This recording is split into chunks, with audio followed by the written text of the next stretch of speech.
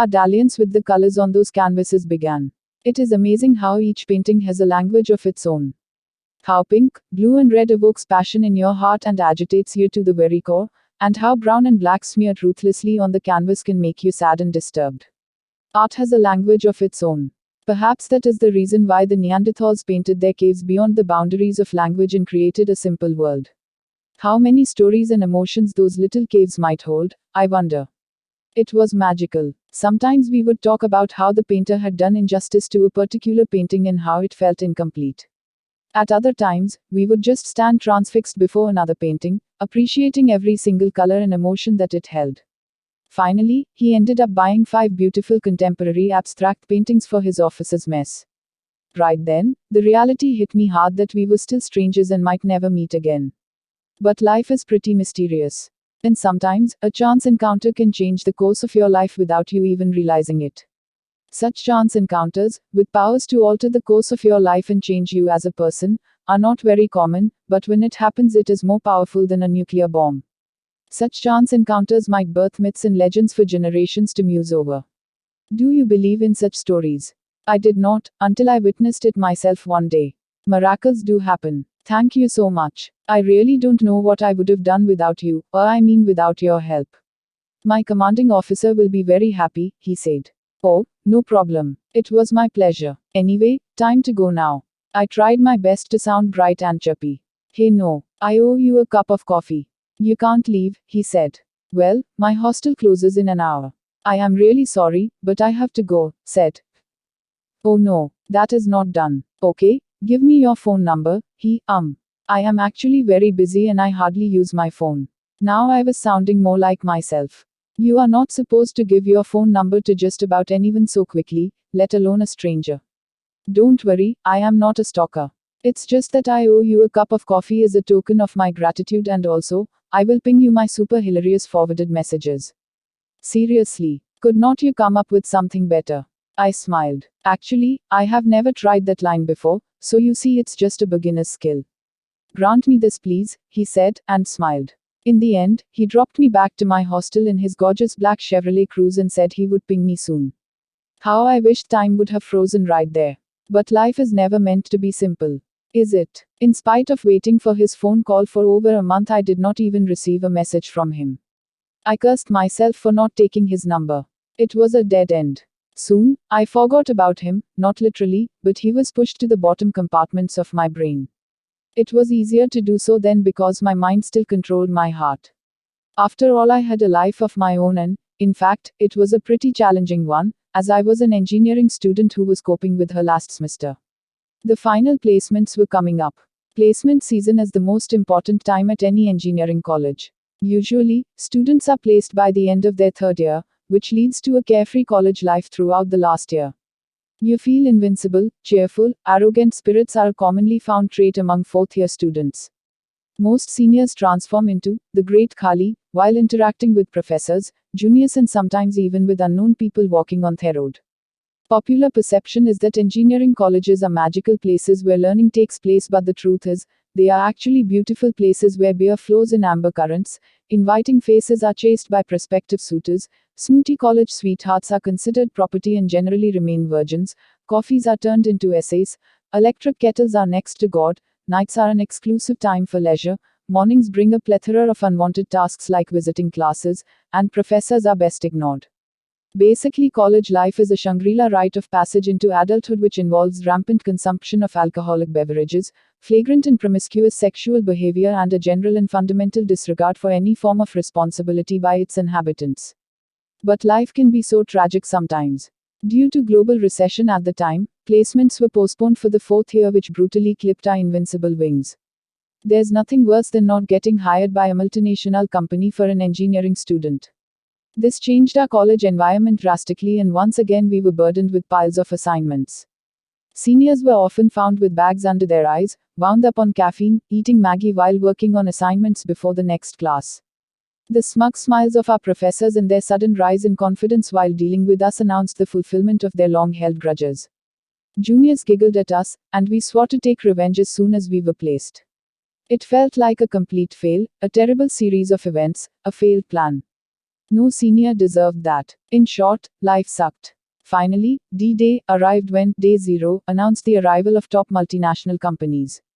There are usually three types of IT companies that approach engineering colleges for placements: MNCs with global offices, MSCs which may or may not have global offices, and startups which are usually based in India.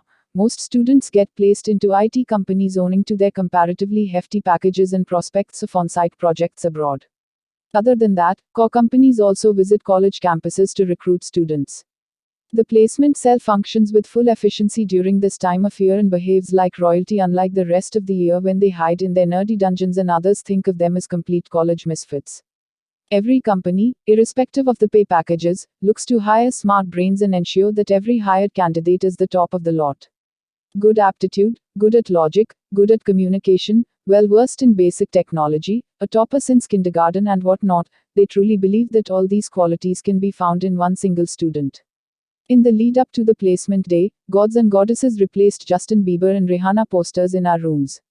Heart rates were on the verge of causing massive heart attacks, the bathrooms were converted to strategy centers, and cigarette butts were commonly sighted everywhere.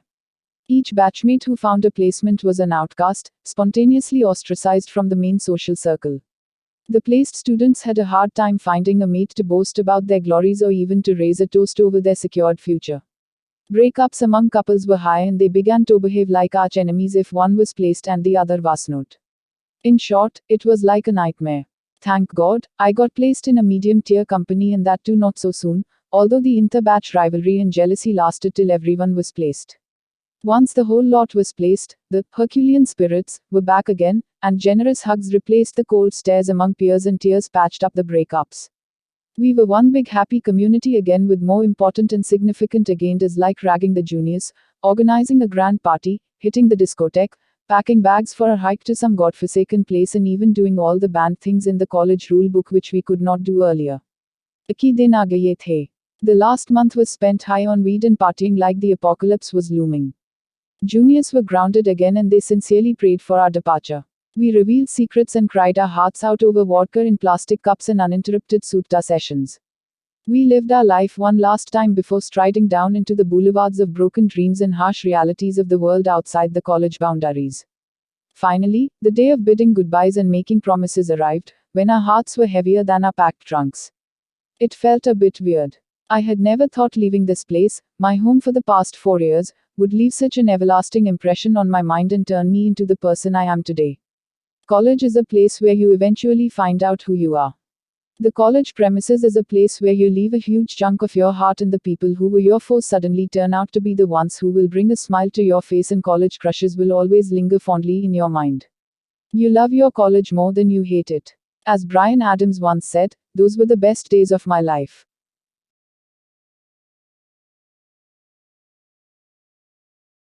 My return home made my parents very happy and created a buzz among colony aunties and old lovers for a while, but there was nothing left for me to do there. The air felt dull, TV and Facebook became my new best friends, and my phone pinged all the time from friends I did not even know existed back in college. I craved to start my job. My mum was on an extensive mission of fulfilling all her motherly duties by stuffing me with ghee and oily food, along with the constant worries over my physical weakness presumed. She sincerely believed that 4 years of my college life had robbed me of my health and glowing skin, and only copious quantities of home-cooked food could save me from my doom. My dad would try to strike forced conversations with me once he returned from his office to make up for all those lost years of communication with his only child. But we ended up watching the news together after a little discussion over current affairs and national politics. Only to move apart again once Mom would call us to dinner. We would collect our plates and settle ourselves before the TV in the bedroom again, ignoring my mother's constant rants and curses at my father for teaching me some seriously bad manners. After some sincere efforts, she stopped calling us out, and would serve us food right there in the bedroom.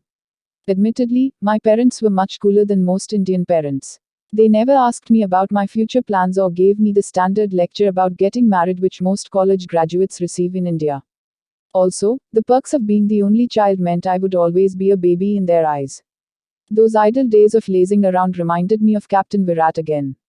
I tried very hard to stalk him, but he was nowhere to be found.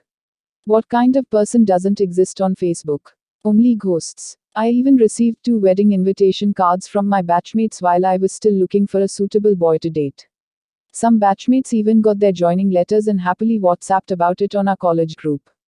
Those of us who were still awaiting their joining dates thoroughly cursed and congratulated them half-heartedly. I missed my college terribly. You get this strange feeling once you leave your college, like you will miss not just the place and people but also miss the person you were at that time because you will never be that way ever again. So when I got an invitation for the college convocation ceremony, I enthusiastically packed my bags for a brief stay at my alma mater. The reunion began with hugs and kisses among friends. The trunk of memories was opened mercilessly. We laughed, complained and blamed. That day was dedicated to the nights that turned into mornings with the friends that turned into family, and we agreed unanimously that our college times were legendary, and nothing could replace those memories. The convocation was organized on a very large scale and Mr. Amitabh Bachchan was the chief guest, and his speech was mesmerizing. He said, "For what it's worth, it is never too late to be whoever you want to be. I hope you live a life you're proud of, and if you are not, I hope you have the strength to start over. Every dream is supposed to be hard. If it's not hard, everyone would do it. The hard is what makes it great. Believe in it and stand for it." His speech was followed by the distribution of degrees and medals and a grand dinner. The next day, we bid our goodbyes with tears in our eyes and a heaviness in our hearts. We exchanged numbers and promised to meet soon. At that time, you think the best days of your life are in front of you. And you decide what they will be and aim to take control of it. No apologies or excuses. No one to lean on or to blame. The cage has been opened and you're a free bird ready to fly high in the sky, but little do you realize that the sky is endless, and you will always crave to go back into that cage. The carefree days of chirping around were long gone. Life begins at the end of your college life and you miss college for the rest of your life. College life was over and the reality of growing up was still sinking in. People had expectations from me for taking initiative and carrying out responsibilities. Of what I would do in my career 5 years down the line and who I'd get married to. These were the side effects of staying at home for a long duration. Even the bai would ask about my pay package and Sharma uncle would always be inquisitive about my ability to pay rent from my own pocket. Gupta auntie's hawk eyes would look at me as if I were a bride over the expiry date, which would make my parents restless.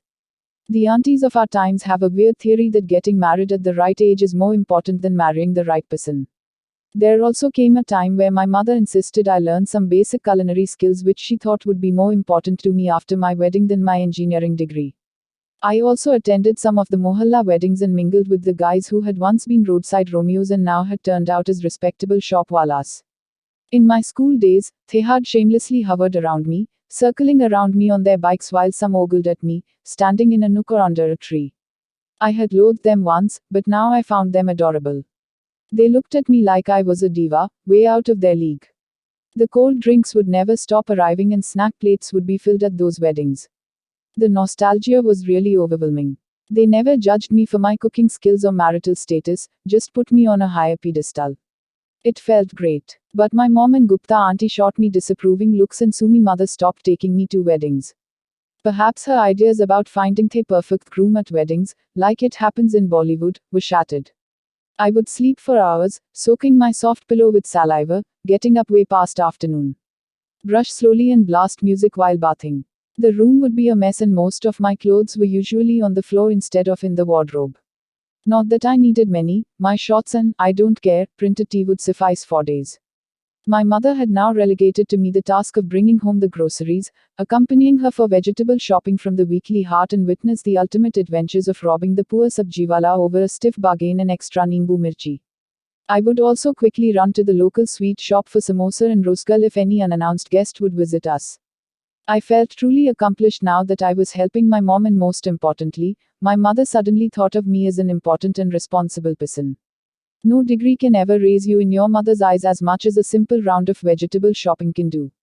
Often, I would slip out of my house for sutta breaks in the most abandoned nooks of my colony. Despite the disgusted looks from the shopkeeper, who also sold cigarettes to my father, those sutta shots felt very fulfilling. But he never told on me, being a true professional. One day, I was smoking under the neighborhood banyan tree when Gupta auntie saw me.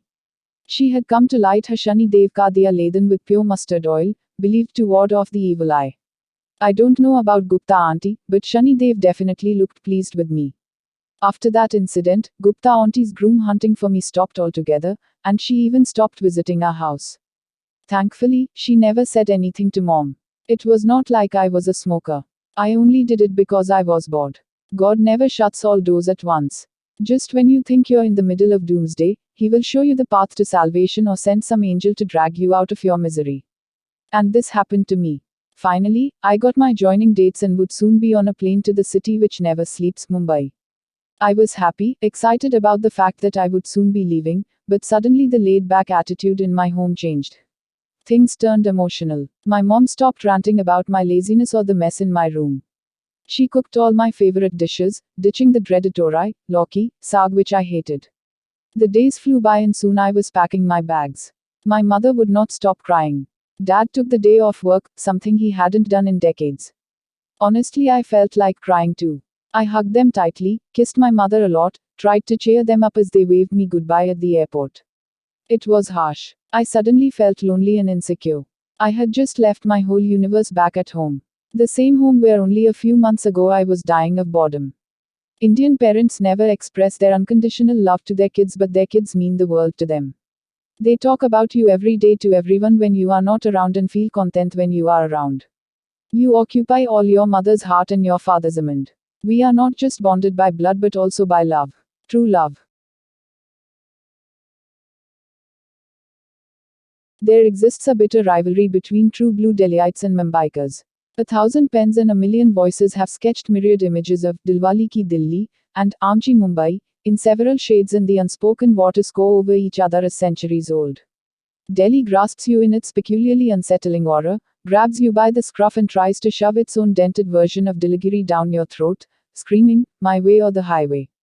Mumbai too approaches you with a mildly unnerving cocktail of aggression, affection and apathy depending on the time and place, but all that quickly evolves into a generally comforting feeling of belonging. Both cities have their own pace and tone.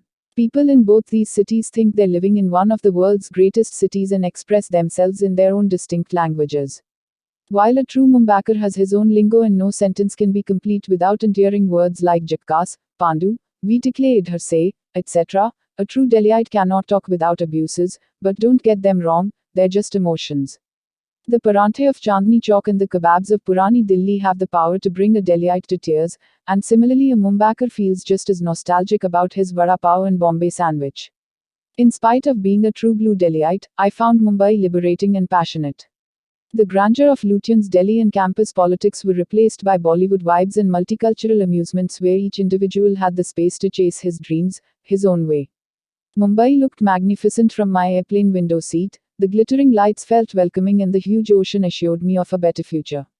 That was it. I already liked the city. When I finally walked out of the airport, I was greeted by a cacophony of voices and a mass of humanity stretching as far as the eye could see. All pushing, jostling, elbowing and shoving in an attempt to be the first in the queue or making their way to the taxiwalas, which almost qualified as a Superman stunt. The stench of cautious revulsion bordering on misanthropy in the demeanor of those taxiwalas perturbed me, but the instant reminder of Rajiv Chowk metro station during peak hours pleasantly overwhelmed me with a sense of nostalgia for Delhi. Eventually, after frantically searching the rows of identically clad pot-bellied men holding up signs outside the airport, I found someone bearing my name and my company's name. He led me across the road, striding out into the oncoming traffic until we arrived at a battered Swift Zire, which was thankfully air-conditioned. The streets of Mumbai passed by in a blur and I could register that potholes were common on Mumbai streets. Delhi that way has better roads, beautiful parks, more space, and people can actually afford to have a bungalow. I was aware that the cost of living in Mumbai was higher and having a roof over your head here was counted as a luxury because half of Mumbai lived in endless rows of slum dwellings with blue tarpaulin-lined roofs or slept on footpaths. But Mumbai has its own charms despite the stark difference in the life it offers to its townies and burbies. Just so you know, townies are the upscale pretentious pricks of South Bombay while burbies are their supposedly less privileged counterparts. They are like siblings who constantly bicker about everything. Finally, we arrived at my new home, an apartment provided by the company, which was basically a shabby building just off a busy intersection in Kolaba, one of the most touristy areas in Mumbai. The apartment, which I had to share with 3 other trainees, was close to my office in Nariman Point. I stepped into an ancient, creaking lift which looked like it had not been cleaned in years and entered my shady little apartment. The interior of flat number 402 on the fourth floor did not look much better than the outside of the building. It was furnished simply with a tasteless blend of dark grey curtains and minimal furniture. There were two decent-sized bedrooms, each with two single beds sagging sadly in the middle.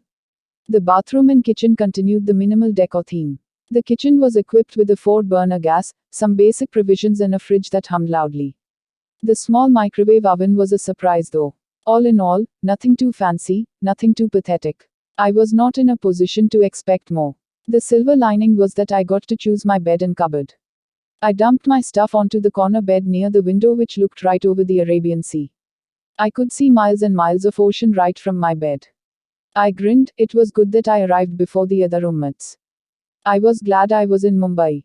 I had a job and a flat. This was the start of my shiny new life and adulthood beyond the limitations of college life. I fell asleep to the chorus of dogs barking and horns beeping below. Kolaba was a busy neighborhood. I woke up to a bright cerulean sky, cloudless and luminous in its intensity, and an excellent ocean view. I freshened up, buttered a piece of bread which I had along with a boiled egg, and instantly missed my mother. I made an attempt to wash my hair and pulled it back into a ponytail.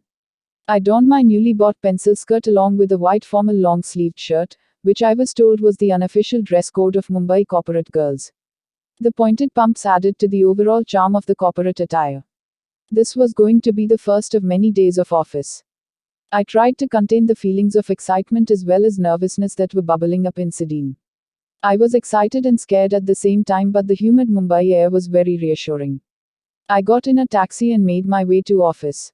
The roads were packed, traffic was bumper to bumper, and crowds thronged the streets. Everybody was in a rush to reach their destinations. Mumbai certainly has a faster pace than Delhi. I smiled at my spontaneous reaction of comparing everything in Mumbai to Delhi.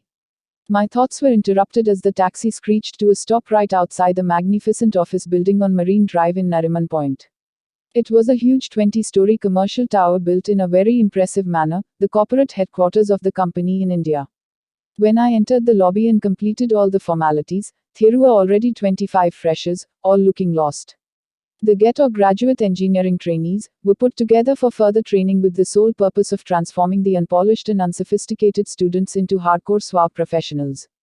That was a huge blow to our egos and feelings of independence. Most of us had assumed we would have shiny little glass door cabins with piles of files awaiting our magical skills. The HR employees projected smug smiles with complete foresightedness in their eyes about our bleak future. We were enrolled for a structured program so that we could decide on our real strengths and career goals. Then the management would evaluate our orientations and slot us for the right roles. And it all seemed like a long time before we would have our own cabins. Life can be tragic sometimes. We were introduced to countless people, shown various areas in the office buildings, and provided loads and loads of office manuals on day one. It passed in a blur with a little window of a 15-minute break for lunch, during which I quickly met my roommates. I briefly told them about the sad state of the building, lowering their expectations immediately. They all came from small towns in India with high expectations and unreasonable hopes for Mumbai. After all, the rest of India looks upon this financial capital in awe. We were all from North Indian states, except Swami, who was from Kerala. Nidhi was an Etian from Kharagpur, Deepthi belonged to lovely professional University Punjab, Gaurav was from NIT Jamshedpur, and I was from Delhi College of Engineering. After the lunch break, the instructors asked us to form small groups of 4 to 5 people. We would work in teams. Nidhi, Deepthi, Gaurav, Swami and I quickly formed a team. At the end of the workday, all of us except Swami, who was allocated another place, came back to the apartment. Gaurav was asked to share a room with us girls. It was a bit awkward for a small town boy like him. We assured him that we would suppress our lust and longing for him as much as possible and try our best not to attack his honor. Then we ended up laughing hysterically for at least half an hour while Gaurav went back to his room shyly. It was a good start. We spent the rest of the day wandering the streets of our new neighborhood, which was characterized by towering apartment blocks and bustling markets with tiny dusty shops jammed together in rows. We found a small restaurant with a long menu comprising vegetarian and non-vegetarian dishes. We decided to go Dutch and placed a sumptuous order for paneer butter masala, butter naan, chicken do piazza, rice and dal, which we hogged mercilessly, and then hopped to a little grocery shop nearby and bought a few provisions to keep us going. 3 packets of bread, a fat chunk of butter, jam, chocolates, rice, dal, toiletries including Harpic and Tide detergent powder and other regular stuff to keep a house full of working people functioning. By the time we got back to our flat, we were tired and fell into our beds like dead people. The next day, survival pushed us to a whole new level of multitasking. Deepti was smearing butter over half-burnt toasts while Gaurav was waiting outside our single bathroom for Nidhi to come out. I explained to my mom why I could not take her call last night while struggling with my stubborn hair which was refusing to transform into a perfect ponytail. But eventually we made it out of our little flat successfully and hopped into a taxi. While I grabbed the window seat, Gaurav and Nidhi were explaining to their parents that the challenges of the new job was why they hadn't been taking calls from home. Deepti, being the smartest one, spent the entire 20-minute ride napping. Work life is stressful, or at least, not as exciting as I thought it would be. Damn, all those Hollywood movies where the damsel meets her warrior in a corporate suit and their love life starts with a bang. Shit. Speaking of warriors, I was again reminded of Virat, but I shook my head vigorously to register my protest against that rebellious thought and that name which had nothing to offer but agony. I had already spent many sleepless nights and meaningless days thinking about him, when he was nowhere to be found. Why did he ever come to me? I had been happy, at least content with my life. And now, a weird numbing sense of expectation from a stranger who never meant anything clouded my days. No, not him again. I have to focus on my career.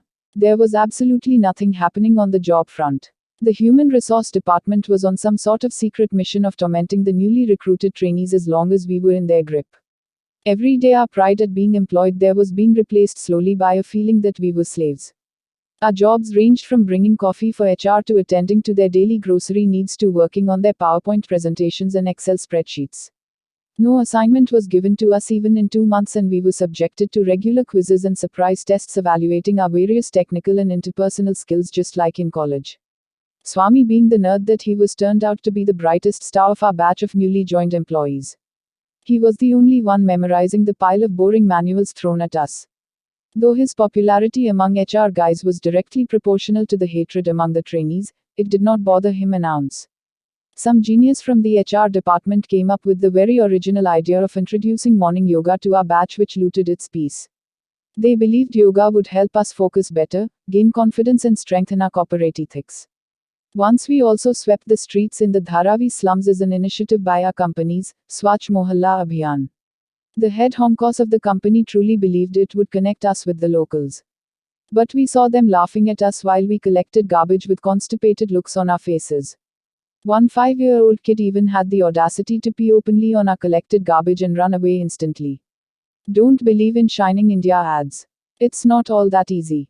Though the corporate managers of various departments were supposed to participate, at the last moment, they decided to send the batch of new trainees to help them gain some exposure to community services. They knew we had no way out but to dance to their beats. Also, it is important to mention here, while we acquired the status of Sharma Ji Ka Beta, back home finally, we did everything our parents and relatives never imagined we would. In short, life sucked. But there was a silver lining amidst the black clouds. We grasped thupples of the city and loved every moment in Mumbai. It would never stop mesmerizing us. The bhelpuri at Back Bay, the gola at Chopatti, the pav bhaji at Mumbai Central Station, the kebabs at Baikala, are not just food but the yearning of the hardworking souls of this fast city. Bandra Bandstand, Worli Sea Face, Chopatti and Gateway of India are not just beaches and seashores but the very identities of this great city and the monsoons. Monsoons make Mumbai lively. Kolaba was pretty close to our office in a happening locality in Mumbai, always bustling with something or the other. Street shopping was as much fun as shopping in sky-high shopping malls which were scattered all across the city. Mumbai's markets are full of life and tourists from all around the globe. The Gateway of India, Taj Palace, Café Mondegar and Leopold Café not only represent our mode Mumbai but also speak of the grand renaissance Mumbai has witnessed. The coffees at Leopold and sandwiches at Mondegar were our staples. It was fun to live in that part of the city and walk on the compact pavements of spirited Kolaba. Just when we were on the verge of breaking down, HR assigned us our projects and respective departments. The dark days of corporate slavery finally ended. We were relieved. Nidhi and the gang made grandiose plans to celebrate our newly acquired freedom. No more coffees at Leopold, we needed a swanky celebration. The Taj Palace Hotel topped the chart for our preferred places to visit. It was expensive, but we all had some money by then and we wanted to make our night special.